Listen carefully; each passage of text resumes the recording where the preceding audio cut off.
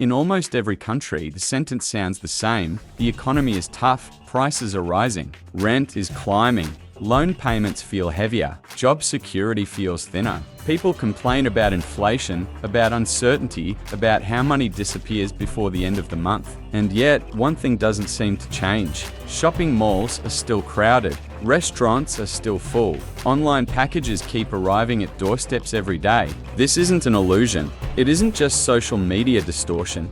Across multiple countries, data shows something that looks contradictory. Consumer confidence weakens, but spending doesn't collapse the way classical economic theory would predict. In some cases, consumption remains strong, especially among higher-income households. We are living inside a modern paradox. Logically, when the economy gets difficult, people should pull back, spend less, save more, protect themselves. But humans are not algorithms. We are not rational machines calculating inputs and outputs. We are emotional beings operating inside complex social systems. And that's where the real explanation begins. Consumption today is no longer just about meeting needs. It has become social language, identity, a status signal, a way to show that we are doing fine. In a hypervisual, hyper-connected world, what we own often signals who we are. The newest phone is not just a communication device. It says we're up to date. Certain shoes aren't just footwear, they signal belonging.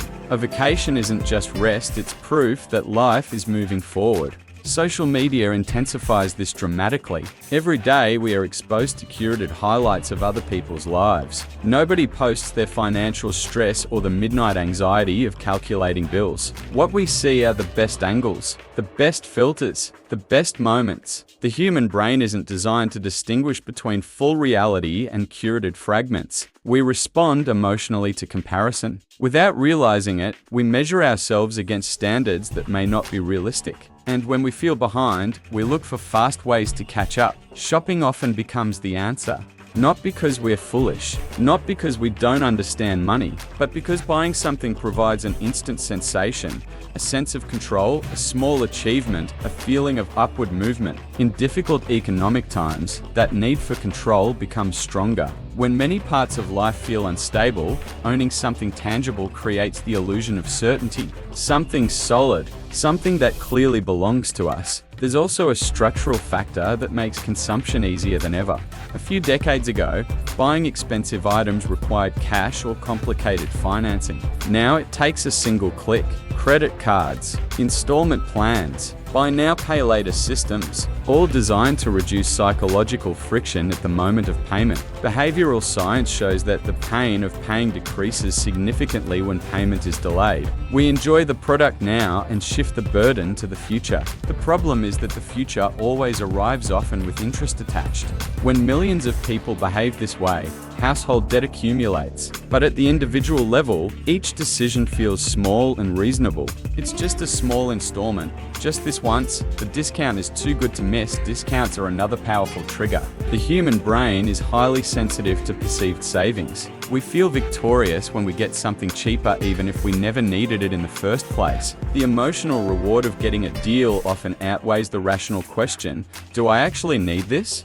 During economic slowdowns, promotions become even more aggressive. Companies need cash flow. Governments want to maintain growth. In many economies, consumer spending drives the majority of economic activity. If people suddenly stop spending, recessions deepen. This creates tension between system-level incentives and individual financial health. We also cannot ignore the emotional wave that followed global crises like the pandemic. After long periods of restriction and uncertainty, spending surged when economies reopened. Travel increased. Luxury goods boomed. This wasn't only economic recovery, it was psychological compensation.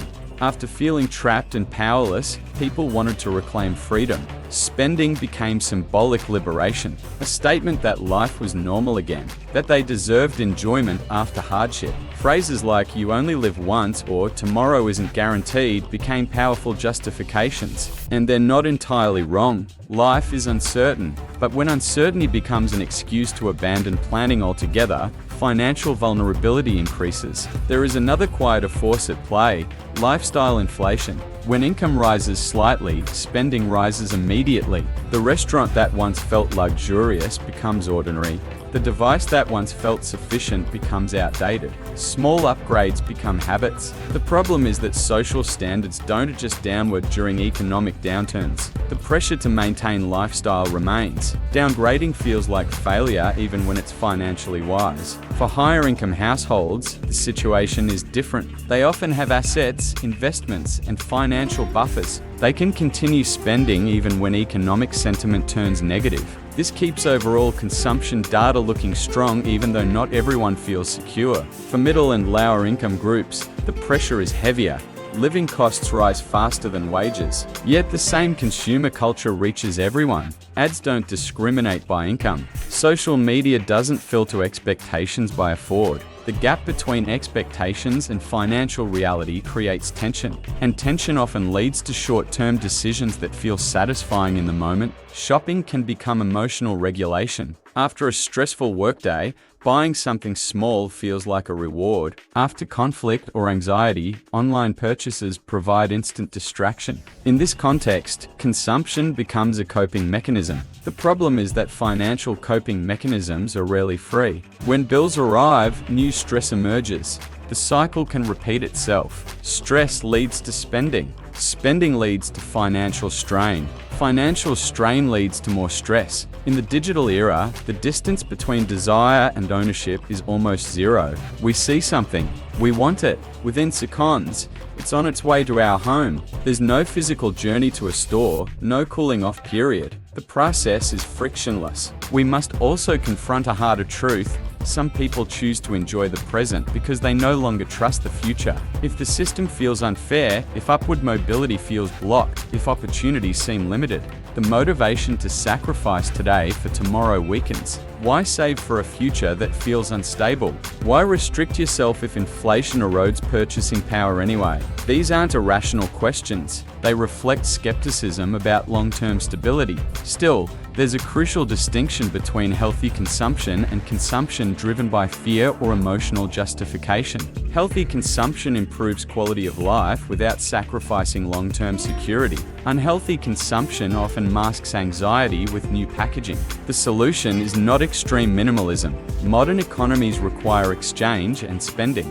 The solution is awareness. Awareness that not every desire needs immediate fulfillment. Awareness that comparison is often algorithm-manufactured illusion. Awareness that small installments are still obligations. Delaying large purchases can create perspective. Strong cravings today often fade within days. A simple question can act as a powerful filter. Is this improving my life in a meaningful way or just improving how I appear? Avoiding debt for lifestyle upgrades may sound old-fashioned, but it remains relevant. Debt used for productive assets has different logic than debt used for status signaling. On a societal level, it may be time to redefine success. If success is always measured by visible consumption, pressure will never disappear. If success includes stability, flexibility, and peace of mind, financial decisions begin to shift. Policy also plays a role. Financial literacy should be prioritized. Many people were never taught how compound interest works,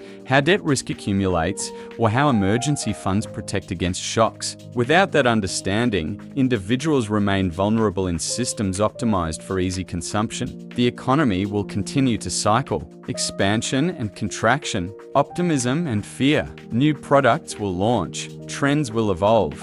The world will not stop encouraging us to buy more. The real question is whether we can distinguish between genuine needs and emotional impulses disguised as necessities. In an environment constantly pushing consumption, restraint becomes power. In a system obsessed with outward display, inner stability becomes a luxury. Perhaps the greatest paradox isn't why people keep spending during hard times. Perhaps the deeper paradox is that in a world overflowing with things to buy, security and contentment are becoming harder to purchase. And maybe, in this era of global uncertainty, the most valuable form of financial freedom is not the ability to buy anything but the ability not to need to buy in order to feel enough.